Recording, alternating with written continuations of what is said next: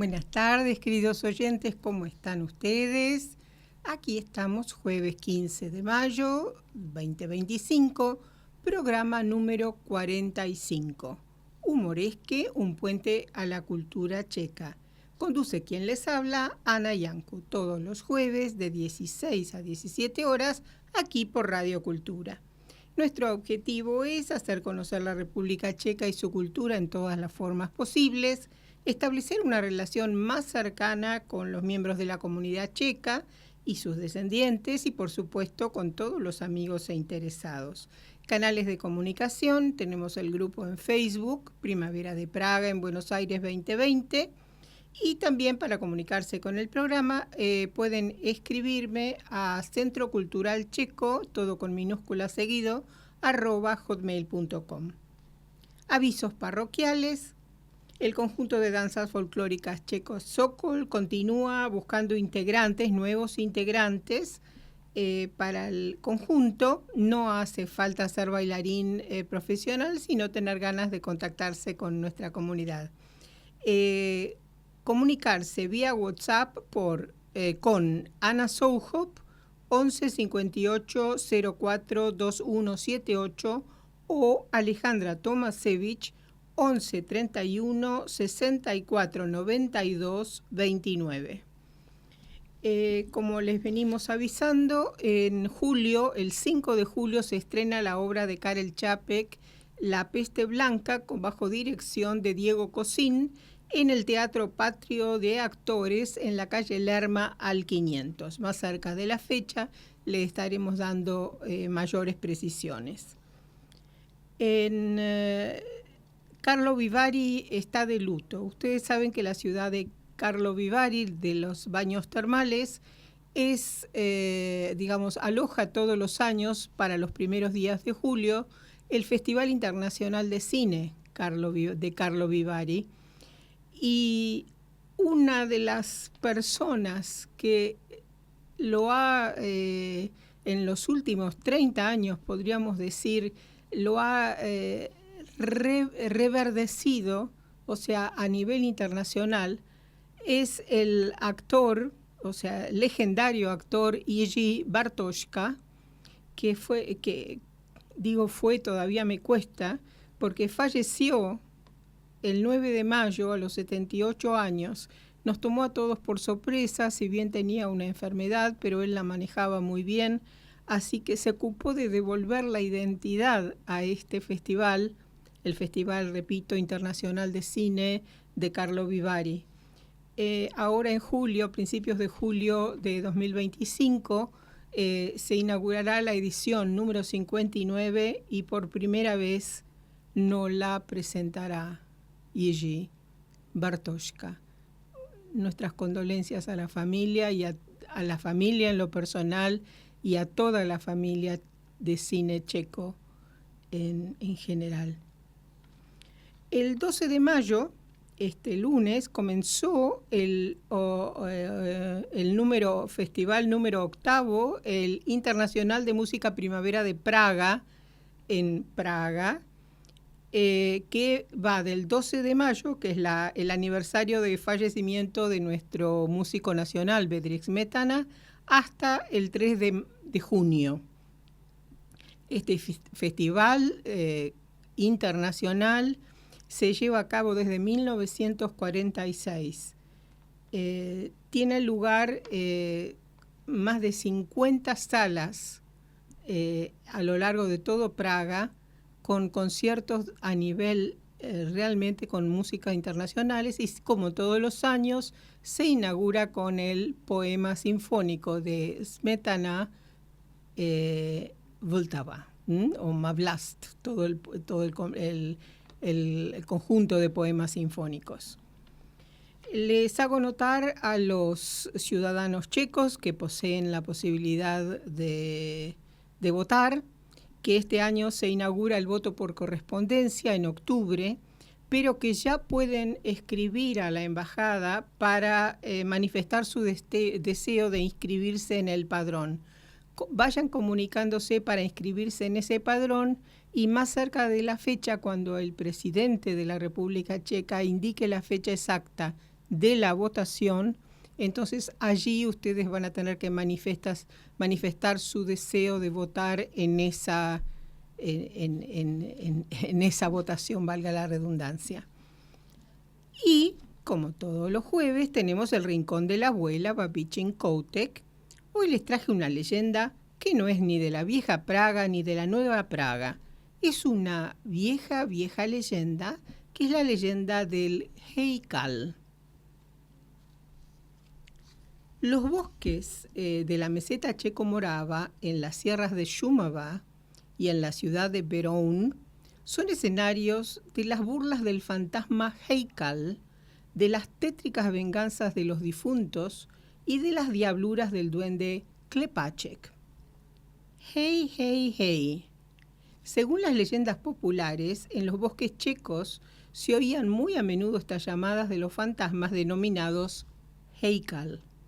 El Heikal era un hombrecillo muy diminuto, de tamaño de un muñeco.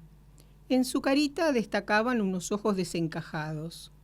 En la cabeza llevaba un sombrero de copa alta y andaba trajeado con una chaquetilla y un pantalón ancho de color gris. Sus piecitos descalzos tenían garras como las patas de un gato. Cuando el Heikal se agarraba a una rueda del carro, ni un par de bueyes era capaz de poner el vehículo en marcha. En la meseta checo-morava, los bosques estaban infestados de los Heikal. Se habla en pasado, estaban, pero todavía están. La persona que responde o que respondiera a su hey, hey, hey, tenía en un instante al fantasma sobre la espalda y no se podía librar de él. Precisamente esto le sucedió a un carpintero que regresaba de noche a su casa por un bosque. Al escuchar hey, hey, hey, el hombre pensó que era la voz de una persona que se había extraviado. Respondió y ya el Heikal estaba sentado sobre su espalda. A lo largo del camino, el carpintero sentía un enorme peso, como si cargara un saco de piedras. A pesar de ser un hombre recio, al llegar a la puerta de su casa se desplomó de agotamiento. Otro vecino de la meseta checo-morava llegó con el Heikal sobre la espalda hasta el patio de su finca. Allí se le ocurrió una forma drástica de librarse del fantasma. Se acercó corriendo al estercolero y de espaldas se arrojó al montón de inmundicias. Pero el malicioso fantasma fue más rápido. Saltó de la espalda del hombre y relinchaba de contento, y daba patadas al suelo al ver al campesino tumbado en su camisa blanca sobre el maloliente estiércol. Ahora hacemos una escala en la sierra de Shumava, que se alza al sudoeste de Bohemia, en la frontera con Alemania. Cuando en el invierno la nieve llegaba hasta las ventanas de las casitas dispersas por los montes de la boscosa sierra de Shumava, los serranos quedaban aislados. Ni un fuerte caballo era capaz de abrirse camino a través de la nieve.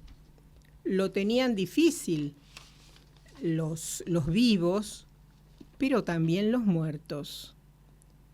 Debido a los caminos impracticables, era imposible trasladar a un difunto al cementerio, distante varios kilómetros.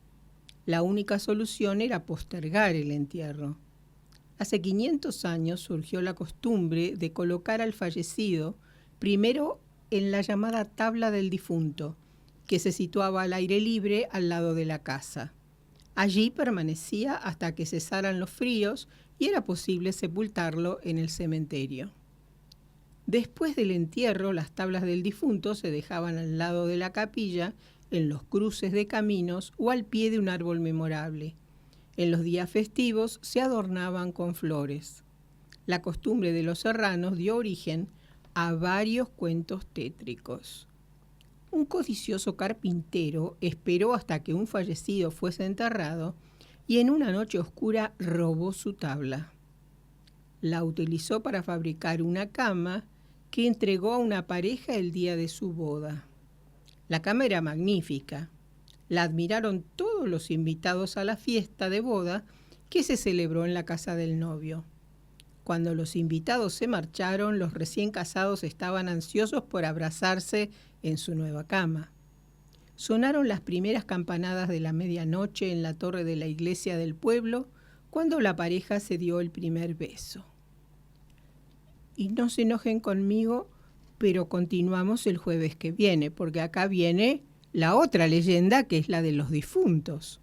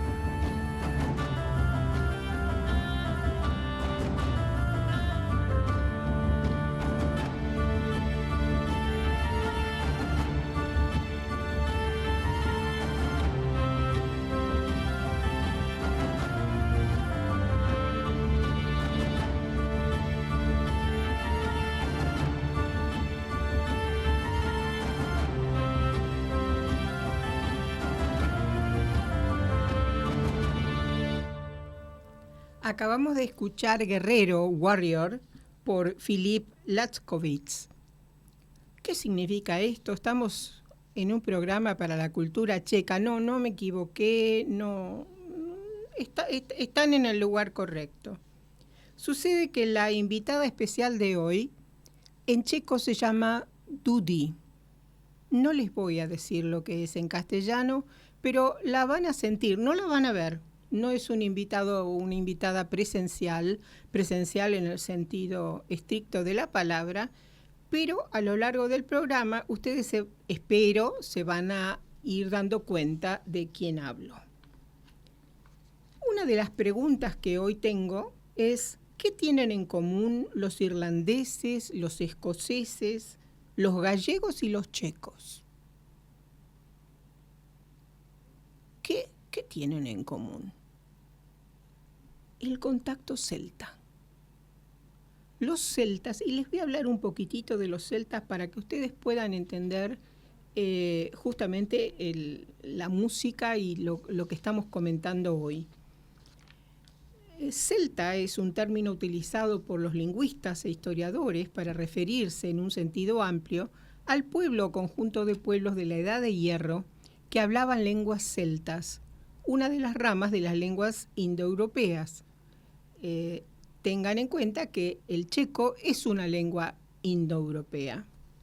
En este sentido, el término no es, por lo tanto, étnico ni arqueológico, pues muchos de los pueblos que hablaban o que hablan lenguas célticas, caso de los goideos en Irlanda, nunca llegaron a participar de las corrientes culturales materiales de Hallstatt o Latén.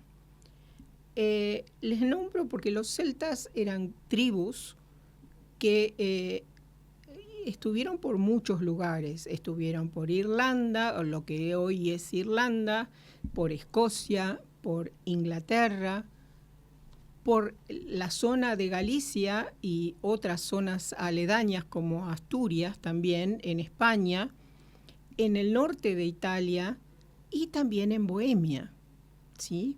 Entonces, como eran muchas tribus diversas, las tribus de celtas que llegaron a Bohemia eran los boios, que se escribe B larga O Y O S.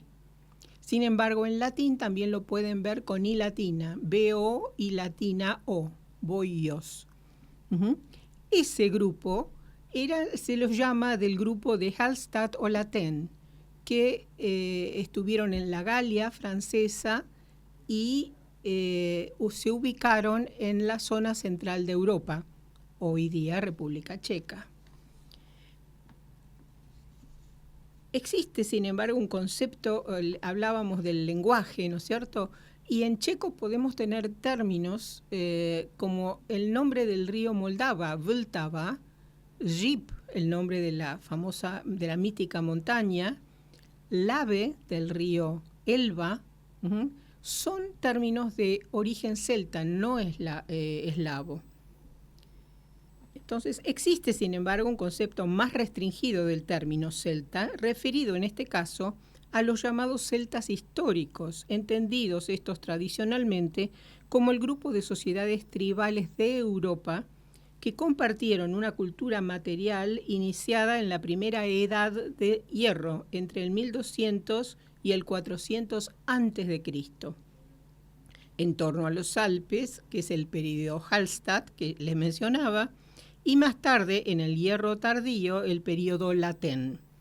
Todo esto son términos para aquellos que se especializan en el estudio de las lenguas y de estas tribus étnicas, pero por lo menos para nombrarlas, y que fueron así llamados, o sea, grupo de período Hallstatt y período Latén, que son los que nos ocupan en Bohemia, por los geógrafos griegos y latinos.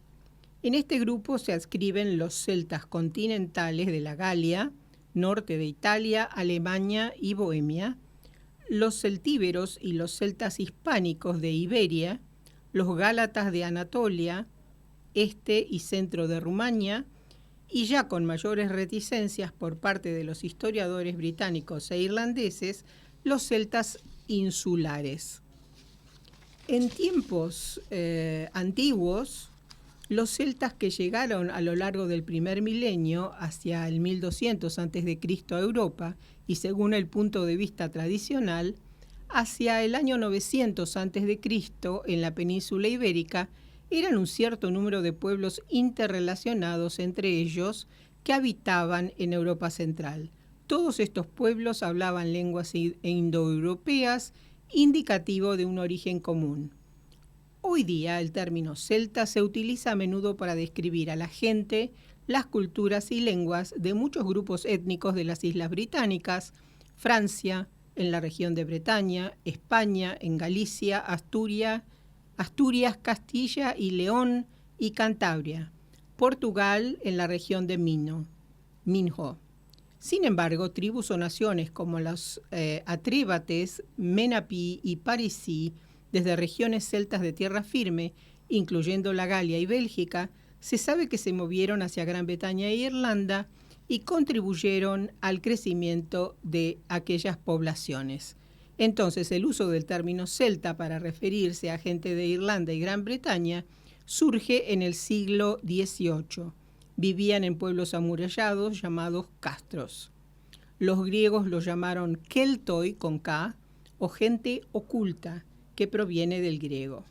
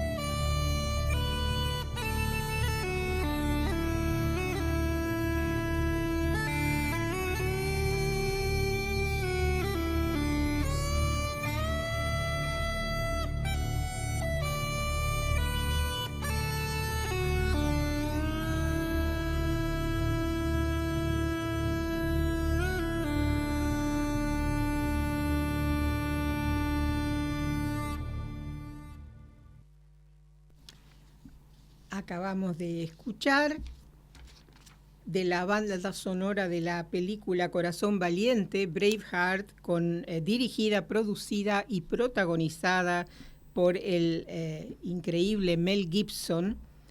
Está basada en la vida del héroe nacional escocés William Wallace. Lo que escuchamos es el fragmento que se denomina Cuore impávido. Y seguimos entrando en clima, por decirlo de alguna manera. Y los celtas, ahora vamos a hablar un poquito de los celtas en Bohemia. Los celtas, específicamente la tribu de los boyos, que ya se los había nombrado, fueron los primeros pobladores del territorio de Bohemia que tiene un nombre. El nombre de Bohemia, en latín Boiohemum, deriva de Boyo, justamente el nombre de esta tribu celta. Los historiadores creen que varias tribus celtas residían en la región, siendo los boyos la más numerosa. Los celtas fueron posteriormente reemplazados por tribus germánicas, los marcomanos, y luego, entre los siglos V y VIII, ya después de Cristo, o sea, la era cristiana, llegaron las tribus eslavas que se asentaron en la zona y asimilaron a las poblaciones celtas y germánicas restantes. Tenemos en el año 628 la aparición de Samo. El legado de los celtas en Bohemia. La región recibe su nombre de la tribu celta boyos, o sea que recibe el nombre. La fundación. Se cree que los boyos se asentaron en la región alrededor del siglo IV a.C., durante la edad de hierro tardía y hasta la época romana. En cuanto a su influencia cultural, aunque la población actual de Bohemia no tiene mucho en común con los antiguos celtas, la influencia cultural de los celtas es evidente en el nombre de la región y en algunos elementos de la historia y cultura locales. Ya les había mencionado, no solamente con la zona de Bohemia, bueno, Praga está en Bohemia, el nombre del río, Vltava, el otro río, Elba, que en checo decimos Labe, el monte mitológico donde Čech y Lech se encuentran los dos hermanos, es el monte Rip también. La relación de los boyos con otras tribus se mezclaron con los marcomanos, que eran los de origen germánico, en el siglo I después de Cristo, y también formaron parte del Imperio Romano. En cuanto a la asimilación, entre los siglos V y VIII llegaron a Bohemia tribus eslavas, como ya les dije con Samo, que asimilaron a las poblaciones celtas y germánicas restantes. Les cuento una breve experiencia personal.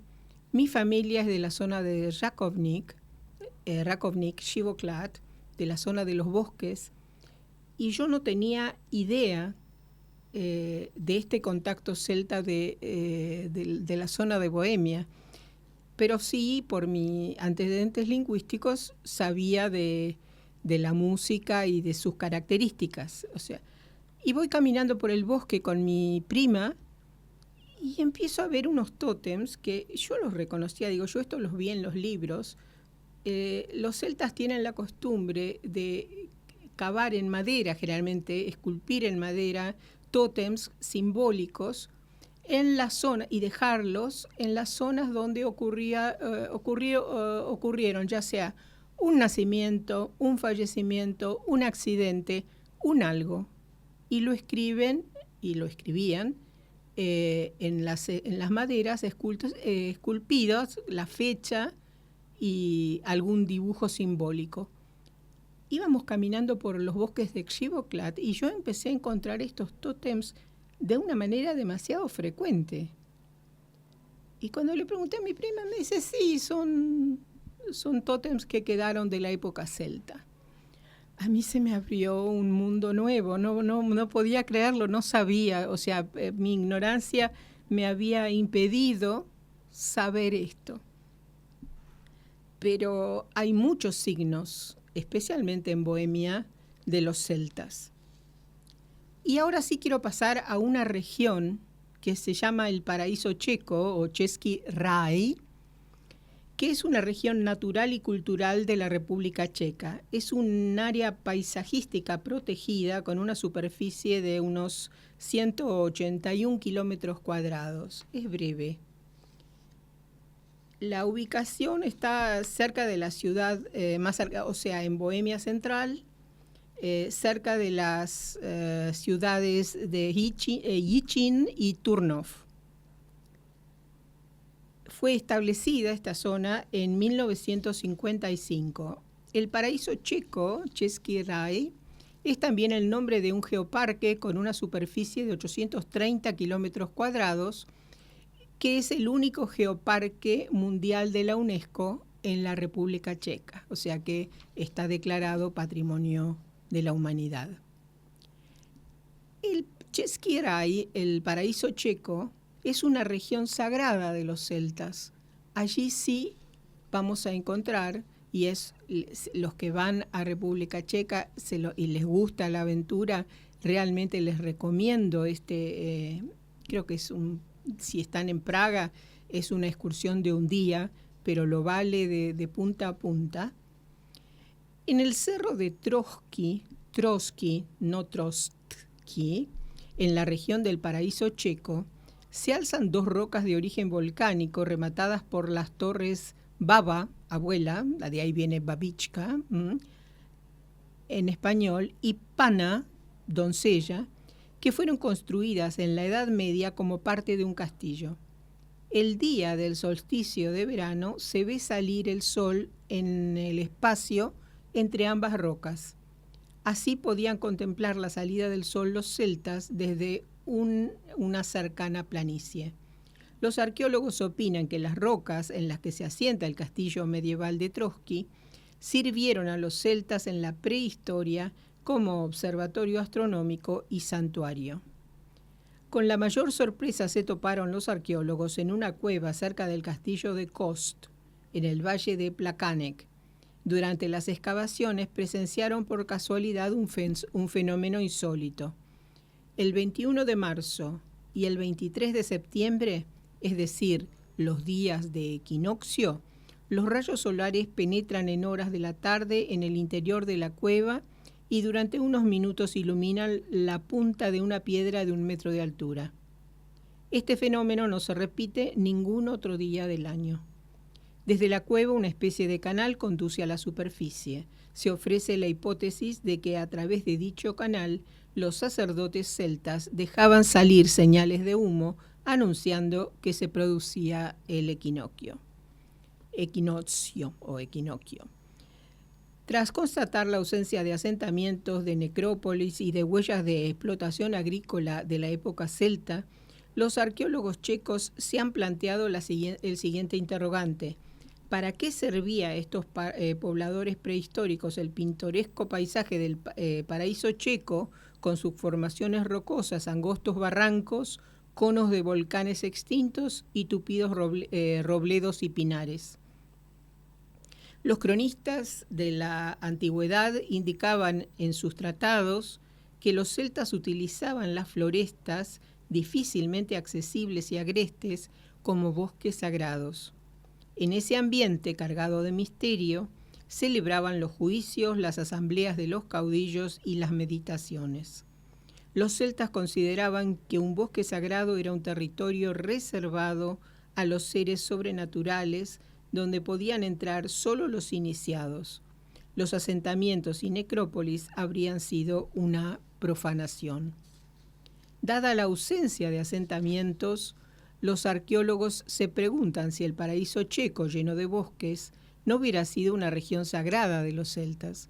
Para afirmarlo, tajantemente necesitan, sin embargo, reunir todavía más pruebas. Los arqueólogos suponen que el Cerro Trotsky, con sus 2 peñascos volcánicos, era utilizado por los celtas como observatorio astronómico y escenario de rituales. Al pie de la roca sobre la cual se yergue en la Torre Baba, los arqueólogos hallaron una gran cantidad de lujosa cerámica pintada y joyas de cristal y de ámbar. Pero solo eso fragmentos de cerámica y restos de madera de las empalizadas. Hay muchos indicios que desde allí los celtas realizaban las observaciones del sol. En una decena de lugares de la región del Paraíso Checo, los arqueólogos hallaron solamente, repito, cerámica lujosa y joyas de la época celta. Por ejemplo, al pie del peñasco Sokolka encontraron gran cantidad de fragmentos cerámicos. Todo parece indicar que los druidas eran los sacerdotes celtas, tiraban desde la cima del peñasco vasijas con ofrendas a las divinidades y sus fragmentos han sido encontrados por los arqueólogos al pie de la roca. Escucharemos ahora música celta medieval a cargo de Luis Gaita.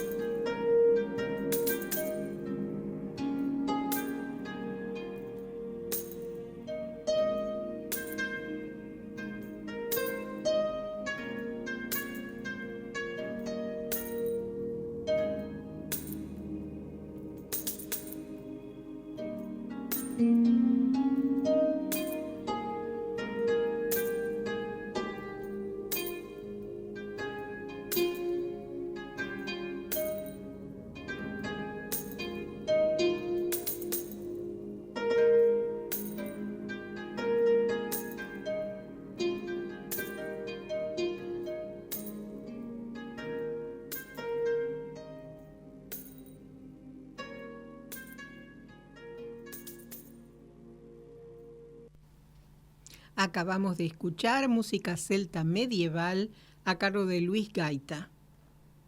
Y continuando con nuestra narración de hoy, en la zona del paraíso checo Český raj se encuentra un laberinto rocoso que se ha denominado la mano del diablo, donde los celtas realizaban sus ritos sagrados. De esto no hay duda, porque se han encontrado vestigios.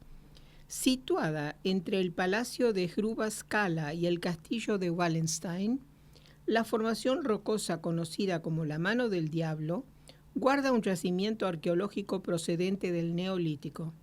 La localidad está conformada por un laberinto de cuevas y salientes que fueron habitados por los celtas. El lugar posee una energía mágica, explica el arqueólogo Jan Prostretnik. Continúa el arqueólogo, encontramos aquí restos de una muchacha joven con un collar hecho de dientes de zorro, procedente del final del Neolítico. El zorro siempre ha sido considerado un animal mágico, lo que se refleja en mitos y leyendas. La forma del entierro de la muchacha es inusual. Es como si enterraran a alguien en el salón de su casa. Todo esto insinúa que se podría tratar de magia blanca o negra, es decir, que había que proteger el lugar o perjudicar a alguien. Escucharemos ahora Gaita Escocesa por un intérprete desconocido.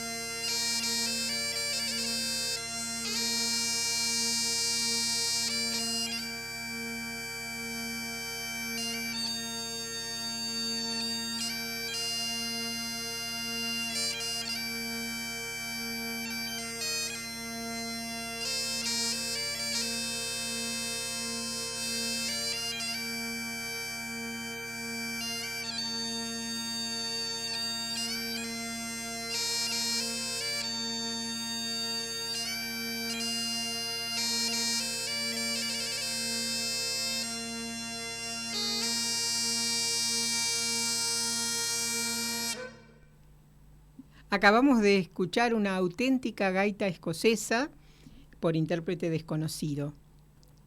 Y continuamos con nuestra historia. En este caso, continuamos con la historia de esta muchacha que fue encontrada en la cueva de la Mano del Diablo. Dice que es un hallazgo egipcio en el paraíso checo. El análisis mostró que la muchacha pertenecía a un grupo de personas que se sustentaban recolectando y cazando. Paradójicamente, a tan solo pocos kilómetros coexistía una cultura más avanzada que cultivaba plantas y criaba ganado. Los restos de la muchacha no representan el único hallazgo con rasgos mágicos encontrados en la zona, prosigue el arqueólogo. Procedente de la Edad de Bronce se encontró una concha de un bivalvo conocido como Cypraea tigris, que proviene de la zona del Canal de Suez, situado a más de 1.200 kilómetros de este lugar. Sabemos que esta concha se usa para prácticas mágicas hasta en la actualidad, especialmente durante el parto, ya que supuestamente ayuda a abrir los genitales. Las mujeres egipcias la usaban hasta el presente. ¿Cómo llegó este artefacto hasta el paraíso checo? Es un misterio. El valle de Plakanek. Los contactos comerciales con culturas lejanas existían en el paraíso checo ya en la época del Neolítico. Este hecho quedó demostrado a través de hallazgo de hachas hechas de una especie de piedra que se extraía únicamente en una zona situada cerca del paraíso checo. Estas hachas se llegaron a encontrar en varios lugares, desde el norte de Polonia hasta el norte de Italia y desde Moldavia hasta el río Rin, lo que demuestra que el paraíso checo representaba un importante centro de negocios. Tenemos el castillo de Kost en el valle Plakanek. En los años 90 del siglo XX se realizó en el cercano valle de Plakanek una investigación arqueológica que, además de artefactos fabricados por los celtas, mostró un curioso fenómeno provocado por las corrientes de aire. Cuando en una noche de verano sueltan una pluma de ave, en el aire caliente la eleva. Por su parte, al hacer lo mismo por la mañana, la pluma se cae. Este fenómeno, conocido como oráculo neumático, se utilizaba para adivinar el futuro. Estos testimonios arqueológicos insinúan que el lugar era sagrado para los celtas. Jan Prosternik, el arqueólogo, agrega otro testimonio de esta teoría. Sabemos que aquí existe una fuente que ahora está seca. La investigación arqueológica descubrió dentro de esta fuente una elevada cantidad de artefactos de hierro procedente de la época de los celtas. Sabemos que los celtas honraban las fuentes y es posible que esta fuera una de ellas. Otra sorpresa la encontraron los arqueólogos en una cueva del valle de Plakanek también. Los días 31 de marzo y 23 de septiembre, que son las fechas del equinoccio, los rayos del sol entraban en la cueva y durante varios minutos iluminaban la cima de una piedra alta. Esto ya lo había mencionado. Este fenómeno ocurre exclusivamente en esas fechas. Escucharemos ahora música checa medieval en un castillo checo, interpretada por un ensamble denominado Fichters.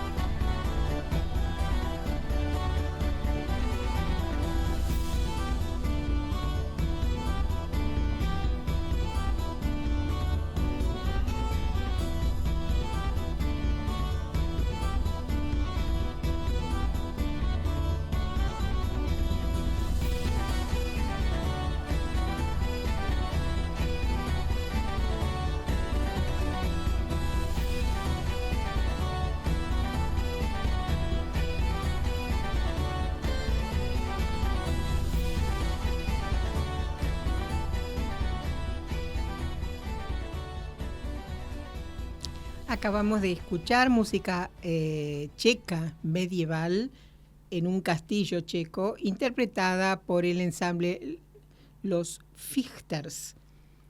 Es de destacar que en temporada alta, no en invierno, donde están todos en sus casitas bien abrigados, si ustedes visitan castillos en la República Checa, no solamente en el paraíso checo, van a encontrar grupos de música medievales, como lo que escuchamos. Esto es registrado en un castillo, y también gaitas en algunas zonas. O sea que se agrega al espectáculo de ver un viejo castillo, revivirlo con la música de la época en que el castillo estaba con vida, por decirlo de alguna manera.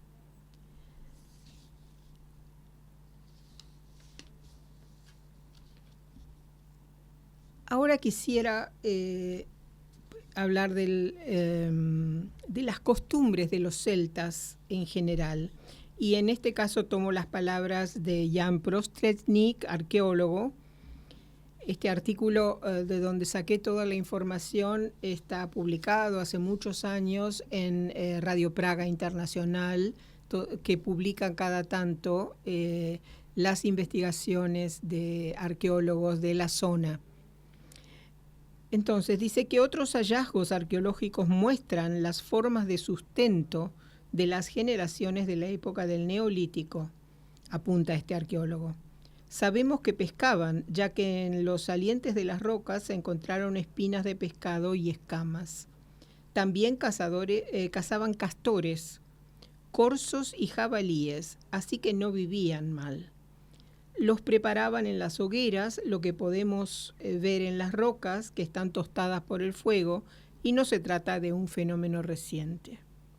Los celtas se trasladaban de cueva en cueva a lo largo del año, adaptándose a las diferentes estaciones, apunta el arqueólogo. Las cuevas ubicadas en lugares más altos las habitaban en primavera. En los meses más calurosos, los celtas bajaban a los valles, donde encontraban un frescor agradable, y se quedaban allí también durante el invierno, porque se conservaba una temperatura estable. Los arqueólogos encontraron en estos lugares herramientas hechas de pedernales y otros materiales fisibles. Entre otros hallazgos se encuentran copas de vidrio que datan del siglo I a.C., restos de cerámica pintada, una espada de hierro, una campana de bronce y pulseras de abalorios de vidrio. Estos artículos de lujo muestran que el lugar era la sede de una clase más alta. Uno de los lugares más asombrosos de la localidad es el saliente conocido como el horno de Novak, Novakova Pets, de grandes dimensiones, la localidad llamada Abripod Pradjedem, donde se hallaron los primeros restos de sotechados de toda la zona del paraíso checo, procedentes del Neolítico y la cueva de Jenofeva.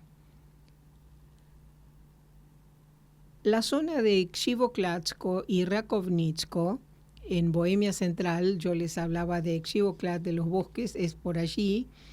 Realmente es una zona donde hay muchas huellas de los celtas, algunas imperceptibles, pero la música continúa. Por ejemplo, en el castillo hay gente que con la tradición oral ha rescatado temas, como hablábamos que Jaromír Erben y Bojena Němcová rescataron las historias plasmándolas en cuentos. También esto ocurrió con la música, con lo cual se puede rescatar, o sea, podemos hasta el día de hoy tener un sentido, una sensación de cómo era la música. Un capítulo aparte es el Palacio de Nyborg, que es un centro celta. En realidad, allí en el palacio funciona un museo, el Museo Celta, donde allí los interesados en el tema pueden visitarlo y encontrar prácticamente la mayor cantidad de elementos rescatados de la zona. Repito, Palacio de Nyborg, Nyborg, Z con un ganchito, B larga, O, R. La escultura celta más valiosa de Europa apareció por accidente en la actual República Checa. Es la cabeza celta de Mszewskie Żegrovice. Mszewskie Żegrovice se le da el nombre a la cabeza del lugar, de la zona. Está en el Museo Nacional en Praga, Národní Muzeum Praga. Una cabeza de piedra de un druida celta, o sea, de un sacerdote celta, es redonda, así achatada, fue descubierta durante la persecución a un ladrón en 1943. Al día de hoy representa la pieza más conocida de la colección del Museo Nacional. También hay otra pieza, la conocida como tetera de Malomierzyce, que se expone actualmente en el Palacio de Dietrichstein en Brno. Data en torno del 380 o 250 a.C. y fue hallada hace 80 años de manera fortuita también en las afueras de la ciudad. Se trata de una de las más perfectas expresiones del arte y la cultura celta. Escucharemos una danza checa del siglo XIV, Tsaldi Waldi, basada en una antiquísima canción celta e interpretada en gaita por David Velas.